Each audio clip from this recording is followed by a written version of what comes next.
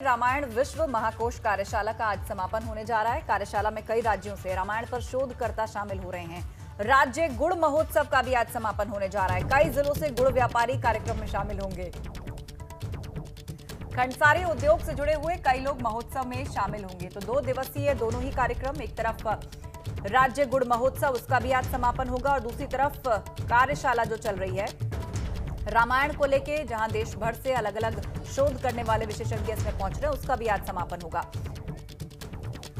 और इस खबर पर हमारे संवाददाता विवेक त्रिपाठी हमारे साथ ज्यादा जानकारी के साथ जुड़ गए हैं। विवेक, रामायण विश्व महाकोश कार्यशाला, इसका समापन आज होना है। समापन कार्यक्रम में कौन कौन मौजूद रहेगा और इससे इतर जो राज्य गुड़ महोत्सव है उसका भी समापन होगा, तो उस वक्त उसमें कौन कौन मौजूद रहेगा, क्या क्या रहेगा समापन कार्यक्रम में, बताइए।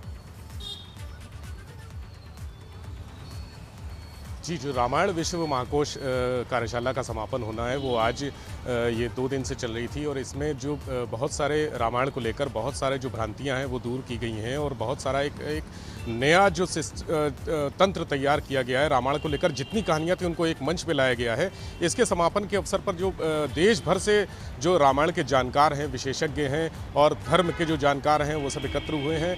आज जो लखनऊ के बड़े अफसर, बड़े जो प्रमुख सचिव स्तर के लोग अधिकारी हैं वहाँ पर रहेंगे, मौजूद रहेंगे।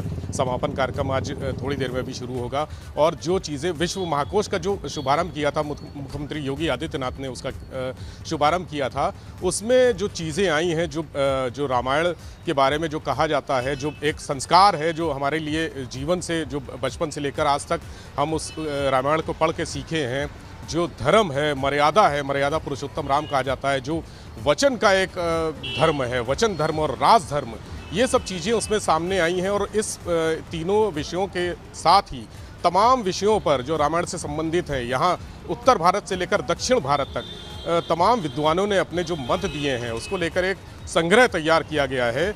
उसका समापन आज होना है और वो पुस्तक के रूप में भी जो शब्दकोश है और कोश तैयार किया गया, पुस्तक के रूप में सामने आएगा।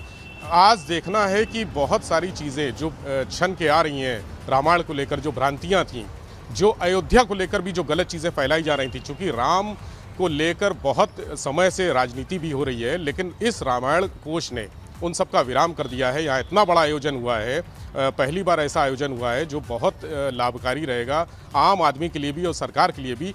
दूसरी बात मैं राजीव बताना चाहूँगा, जो गुड़ महोत्सव है, गुड़ महोत्सव ये पहली बार हुआ है। एक गुड़ सबसे सस्ती मिठाई हुआ करती थी, जिसको हमने, अगर आप अपने घर पे देखें या किसी भी सामान्य घर में देखें, जो 1 या 2 या 3 तरह के गुड़ हुआ करते थे, जो मेवे के साथ मिला के बनाए जाते थे, या सोंठ वाला गुड़ होता था या सामान्य गुड़ होता था।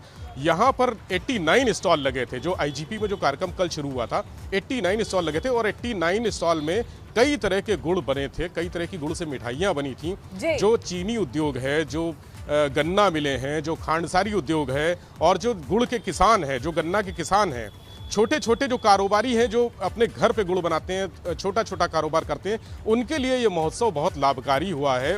एक नया मंच मिला है उनको और गुड़ की पहचान गांव के घरों से निकल के, खेतों से निकल के अंतर्राष्ट्रीय स्तर तक पहुंची है। इसमें भी जो गन्ना मंत्री हैं और जो तमाम शासन के अधिकारी हैं वो मौजूद रहेंगे इस समापन में।